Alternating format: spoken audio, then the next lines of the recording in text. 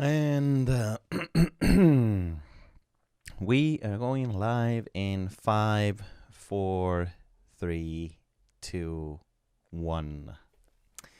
What is going on? My name is Ben. Welcome to another episode of my daily blog, where I strive to inspire you to achieve your goals and therefore your dreams. How are you? Happy Wednesday. I just came back from soccer, so this is why I am all sweaty. And I have several things I want to talk to you tonight. And the first one is to thank you because you helped me reach 350 subs. So I'm very happy about that. It's been a journey. I started my channel in 2013, so it took me 6 years, almost 6 years, to reach 350 subs. So whoa, very happy. I am very happy. I really do appreciate it. 350 doesn't seem too much, but it is to me, and I really appreciate it. I'm going to be doing, at one point, I don't know when, I'm going to be doing a giveaway, and most likely a camera. And once when I reach a certain milestone in subscribers, and I'm gonna use a website called Glim, where you can set up your goals, and in order for people to enter the giveaway, they need to actually subscribe to your channel. That's one of the requirements, and it's not that you there is a way. They have a way where you need to sign in through their site, or when you install one of those extensions in Chrome. That Gleam actually doesn't have your credentials. It's just an API, I think it is, from Google, that uses their credentials to verify that that's you.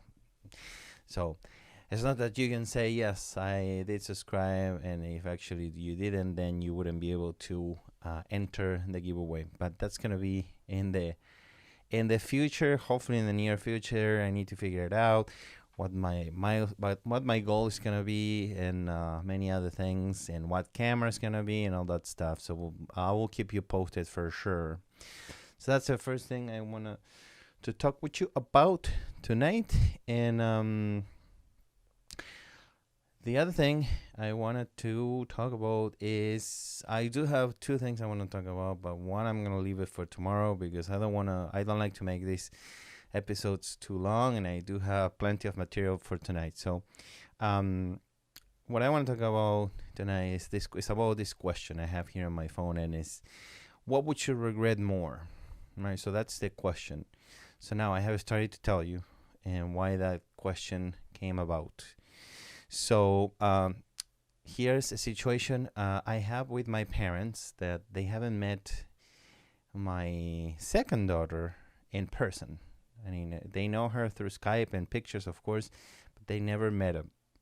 And so they live 3,000 miles away, and and they are elderly people. My dad is 82, my mom is 76, I think.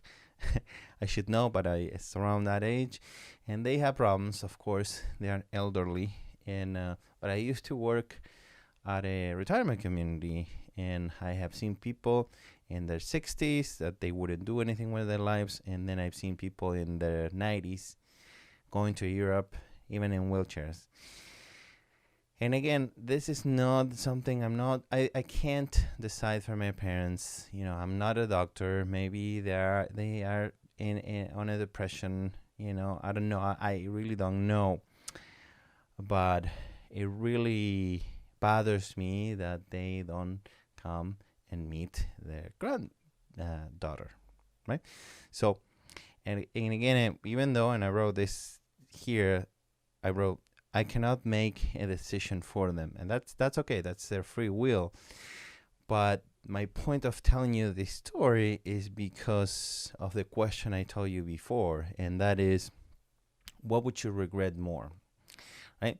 So sometimes when we don't make a decision on something, that's a good question to ask. Tim Ferriss ask this question, that what's the worst that can happen? So he was giving the example of opening a new business. So what's the worst that can happen if it doesn't work? All right, you'll be homeless. You will need to live on the streets. So he was saying, why don't you just go and live on the streets for a few days? And if that doesn't bother you that much, then that's the worst that can happen. You survived, and go take the risk, right?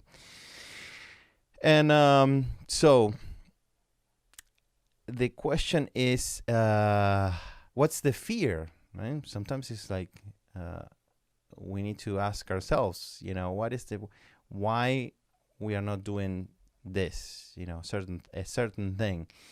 And in my parents, the fear is to die. My dad had a heart attack. His first heart attack was in 1988, many moons ago.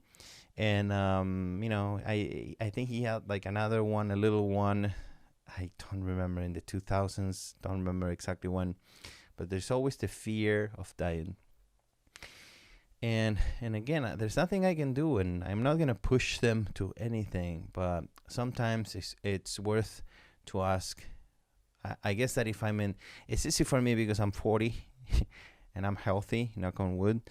But I imagine myself asking myself this question. It's like, what would I regret more? Dying? Trying to go see my granddaughter, and after the airplane, I have a heart attack for whatever reason because I'm too tired. Something happened and die. Or would I regret more to die? Not doing anything and live for another 2 years, let's say, and then dying and regretting not meeting my granddaughter, right? Of course, taking the risk of doing the trip implies that if everything goes well, it was worth it because he came over and met his granddaughter, and then maybe on the way back, he died. Do you see what I'm saying? So many times it's worth it to ask yourself, what would I regret more, right? So anyway, I wrote this quote that came from all this thinking, and the quote is, those who don't risk never win and often end up losing anyway. Okay, so that's what I wrote. I have something else to talk with you about, but I'm going to leave that for tomorrow, because now I am going to read you a segment from my book, Masterplan Your Success, and this is the beginning of chapter 5. So the title of chapter 5 is Habits. Execute your actions. And I start with the quote, which reads, complexity is the enemy of execution. And that was by Tony Robbins. I'm sure many of you know who Tony Robbins is. And so this is, I'm just gonna read you. It's a long segment, so I'm not gonna read you a lot of it. I'm just gonna read you half a page. I was thinking maybe I shouldn't read you this because it's too long, but anyway, I'm just gonna read it to you. And so I wrote, without execution, ideas are simply illusions, or in reverse, ideas are illusions without execution.